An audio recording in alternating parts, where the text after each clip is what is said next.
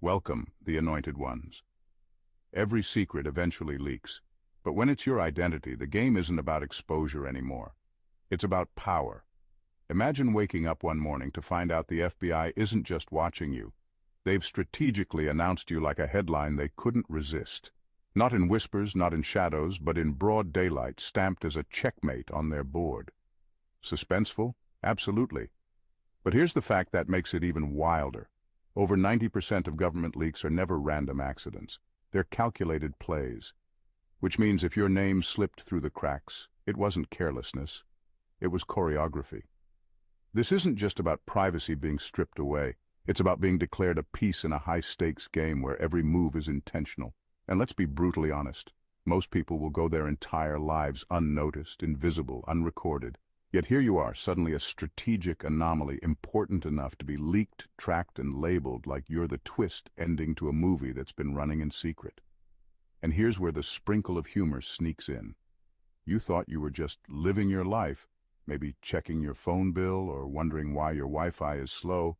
Meanwhile, someone in a federal office was moving your name around like a rook on a chessboard. Talk about multitasking. You were busy surviving Mondays, and they were busy turning you into classified entertainment. So let's dive into why the FBI's so-called exposure wasn't just a leak. It was a declaration, a strategic move, and ultimately an accidental spotlight on a truth they didn't want the world to see.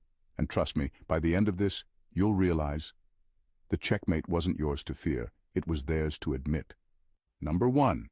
Exposure became the proof you were always hunted. Exposure became the proof you were always hunted. For years, people around you may have thought you were exaggerating when you spoke of being watched, undermined, or singled out. They laughed at the idea that forces larger than your immediate circle could have an eye on you. Yet when your identity was leaked and tied to an FBI-level interest, everything changed. Suddenly, the accusations of paranoia no longer carried weight. The so-called conspiracy wasn't in your head. It was on paper, in files, and now in the open. The very thing they tried to keep hidden turned into undeniable evidence. This kind of exposure works like a stamp of truth.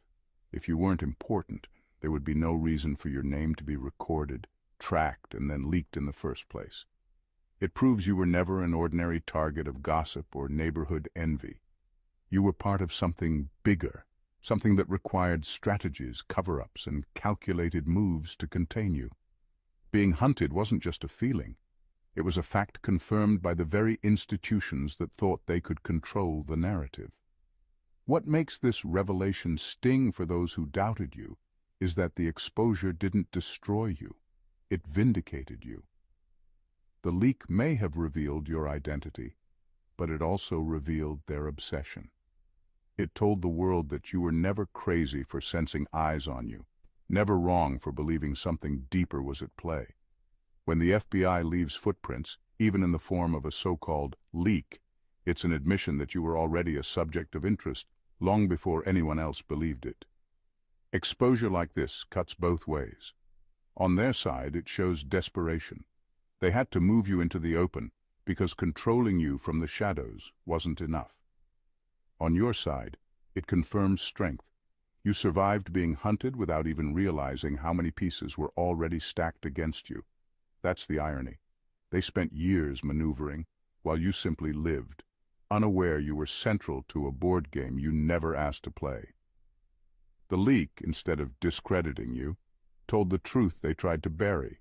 You weren't imagining the pressure. You were being studied, tested, monitored. And now, with the evidence out in the open, no one can erase the fact that you were always hunted, because exposure became the undeniable proof. Number 2. The leak wasn't an accident. It was a move on the board. The leak wasn't an accident. It was a move on the board. At the level where the FBI operates, nothing slips out without intention. Files don't just float into the public domain by mistake. When your identity was exposed, it wasn't carelessness, it was choreography. A deliberate play made to test reactions, shift energy, and send a message. Leaks are often used as tools, not mishaps. They're weapons of strategy, not random glitches. And in this case, the leak wasn't about exposing you, It was about watching how the exposure would play out. This is what most people miss. When powerful systems make a move, they're already several steps ahead. They don't just drop a name for the sake of drama.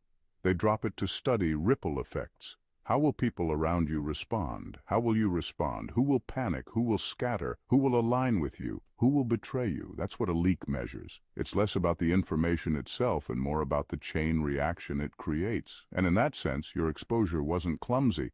It was a calculated test of influence. By calling it a move on the board, it highlights the reality that you've been in a chess game all along, whether you knew it or not. Ordinary people aren't part of these games. They live outside the strategies, invisible to larger systems. But when your identity was deliberately leaked, it was a sign that you're not ordinary. You're a piece worth moving. And more than that, you're a piece that has to be moved with care, because the wrong move against you could unravel far more than they intended. The fact that your name was revealed as part of a strategic leak also tells a deeper truth. They couldn't keep you hidden anymore. Containment wasn't working. Silence wasn't working. So they shifted tactics. In chess, a player doesn't reveal a piece without reason. It's always tied to the long game. That's exactly what this leak represents. They played their hand not because they wanted to, but because the pressure of your presence forced it. So when your identity was exposed, don't mistake